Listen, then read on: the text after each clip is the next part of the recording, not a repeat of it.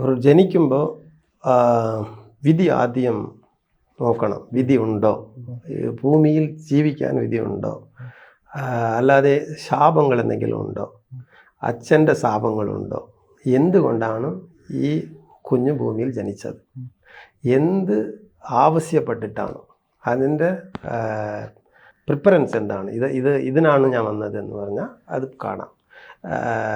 നമുക്ക് ആദ്യത്തെ രാശി മേശമാണ്. മേശമാണെങ്കിൽ ചെവ്വായാണ് നമ്മൾ ഇതിനകത്ത് കൊണ്ടുവരിക ഇതിനകത്ത്. അപ്പോൾ ചെവ്വ നമുക്ക് ലഗ്നത്തിൽ നിന്ന് ഏത് സ്ഥാനത്തിലിരിക്കുന്നോ അതാണ് നമ്മുടെ ലക്ഷ്യം. നമ്മൾ അത് നോക്കി അതിനാണ് നമ്മൾ ജന്മം എടുത്തത്, ഫസ്റ്റ് പ്രിഫറൻസ്.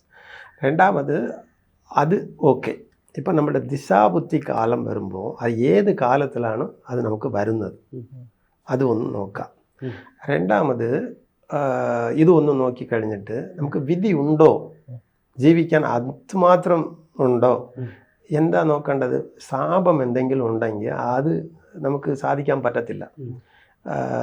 ഇഷ്ടംപോലെ നക്ഷത്രങ്ങൾ പൊട്ടിത്തെറിക്കും, ചിലപ്പോൾ അണഞ്ഞു പോകും, അതിന് ശക്തി കുറഞ്ഞ് അണഞ്ഞു പോകും, ചിലത് പൊട്ടിത്തെറിക്കും, പൊട്ടിത്തെറിച്ച് അണഞ്ഞു പോകും, ചിലത് പൊട്ടിത്തെറിച്ചിടത്ത് വലുതാവും. ഈ 3 ടൈപ്പുണ്ട്. അപ്പം വിധി രാഹുവിൻ്റെ സാന്നിധ്യത്തിൽ ഗുരു കയറുവാണെങ്കിൽ അത് അണഞ്ഞു പോകും. അത് പാമ്പാണ്, സർപ്പം വിഴുങ്ങിയാൽ പോയി. ഇതിൻ്റെ വിധിയിൽ എങ്ങനെയാണെന്ന് വെച്ചാൽ, നമ്മൾ പ്രപഞ്ചത്തിലെ സെൻറ്ററല്ലേ, ഏറ്റവും സെൻറ്ററിൽ ഒരു വലിയ ബ്ലാക്ക് ഹോളാണ് ഇരിക്കുന്നത്, വലിയ ബ്ലാക്ക് ഹോൾ. അതാണ് സയൻസും അസ്ട്രോളജി ശാസ്ത്രവും ഇങ്ങനെ പറയും. അതെന്ന് വെച്ചാൽ അതാണ് ആദ്യം ഉണ്ടായത്, ബ്ലാക്ക് ഹോൾ.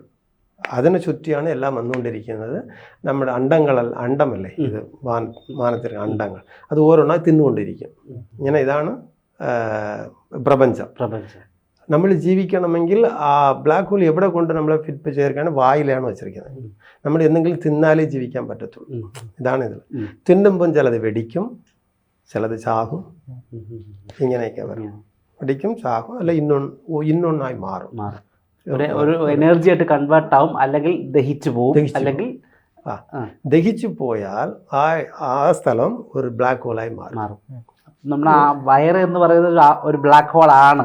ബ്ലാക്ക് ഹോൾ ആണ്. ഇതാണ് അത് അണ്ടത്തിലുള്ളത് പിണ്ടത്തിൽ എന്ന് പറയും. അണ്ടം ഇത് പിണ്ടം, അത് അണ്ടം, ഇങ്ങനെയാണ് തമിഴിൽ പറയുന്നത്. ഇത് കൊണ്ടാണ് ഇനി അണ്ടത്തെ തീരുമാനിക്കണം. ഇത് തന്നെയാണ് ഈ എല്ലാം സർവം. അങ്ങനെ പറയും. കാലം കണ്ണിമേ 2 കൊണ്ടത് ഗുരു, ഇങ്ങനെ പറഞ്ഞ് ഗുരു 9 കൊണ്ടത് ഉയർ 12 കൊണ്ടത് ക്ഷണം, ഇങ്ങനെ പറഞ്ഞ് വന്ന് ഏറ്റവും മുകളിൽ പോകുമ്പോൾ അവിടെ ശക്തി മുടി എടുത്തുകൊണ്ട് കെട്ടിക്കൊണ്ടാണ് ഇരിക്കുന്നത്. നമുക്ക് മുടിയല്ലേ തലയിലിരിക്കുന്നത്. ഇതുവരയ്ക്കും ഉള്ള കാലങ്ങളുണ്ട്. അത് എങ്ങനെയാണ് ഇരിക്കുന്നത്, ഏത് കാലത്ത് ഏതിൻ്റെ ഇടയ്ക്കാണ് ഇരിക്കുന്നത്. ഇതിൽ പരമ്പൊരുൾ പരംപിത, അത് ഈ ഭാഗത്താണ് ഇരിക്കുന്നത്. അത് ഈ മൂക്കിൻ്റെ മുകളിലാണ്, മൂക്കിൻ്റെ താഴെയില്ല. ഇതൊക്കെ നമുക്ക് വാനശാസ്ത്രത്തിൽ ഇതെല്ലാം എഴുതി വെച്ചിട്ടുണ്ട്. ഇതിങ്ങനെ ചെവി ഇത് ഈ ഭാഗം എല്ലാത്തിനും അത് കുറിച്ച് വെച്ചിട്ടുണ്ട്. ഓരോ പകുതി ഇങ്ങനെ വെടിച്ച് ഇത് 3ആയിട്ട് പോകുമ്പം രാഹുവിൻ്റെ കയ്യിലാണ് വിഴുങ്ങുന്നത്. ആ കാലം വരുന്നതിന് മുന്നേ വിളിഞ്ഞു പോയാൽ പോയി. അടുത്ത് ചൊവ്വ വരും. ചൊവ്വല്ലേ, ഈ ചൊവ്വ അത് പൊട്ടിത്തെറിക്കുന്നത് കേതുവാണ്. അത് വൈറ്റ് ഹോൾ എന്ന് പറയും. അത് വൈറ്റ്, നമ്മൾ തിന്നുന്നത് പുറത്ത് പോകത്തില്ലേ, അത് പോകുന്നത് കേതുവാണ്. കേതു പൊട്ടിത്തെറിക്കും. ഇപ്പോൾ അതാണ് എല്ലാത്തിനും തടസ്സം ഉണ്ടാക്കുന്നത് കേതു. അതുപോലെ റിപ്പീറ്റ് കൊണ്ടുവരും. അപ്പോൾ റിപ്പീറ്റ് ആവും. നമ്മുടെ ചെറുപ്പകാലമല്ലേ, ചെറുപ്പകാലത്തിൽ എന്തൊക്കെ നമ്മൾ ചെയ്തോ ഇതാണ് നമ്മൾ ഭാവി കാലത്ത് ചിന്തിച്ച് സന്തോഷിക്കുന്ന വിഷയങ്ങൾ. ഇതുകൊണ്ടാണ് നമ്മൾ ജീവിക്കുന്നത്. ഇങ്ങനെ ഓർമ്മകളാണ് ഇത് തരുന്നത് രാഹു. ഇപ്പോൾ എനിക്ക് റീഗെയിൻ വേണം, ഞാൻ ചെറുപ്പം ആകണം എന്ന് ശ്രമിക്കുന്നത് രാഹു കേതുവിൻ്റെ പിടിയിലാണ്. അത് പുറകിലോട്ടാണ് കറങ്ങുന്നത്, ആൻറ്റി ക്ലാക്ക് വൈസ് ആയിട്ട്. അതുകൊണ്ട് നമുക്ക് ആ ചിന്തകൾ കൊണ്ടുവരും.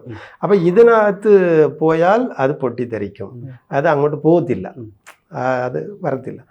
ഇതിൻ്റെ കൂടെ കേതുവിൻ്റെ കൂടെ ശനി ചേരുവാണെങ്കിൽ, ശനി ആയുളിൻ്റെ അധിപൻ, ആയുൾ ഇത്ര വർഷമാണ്.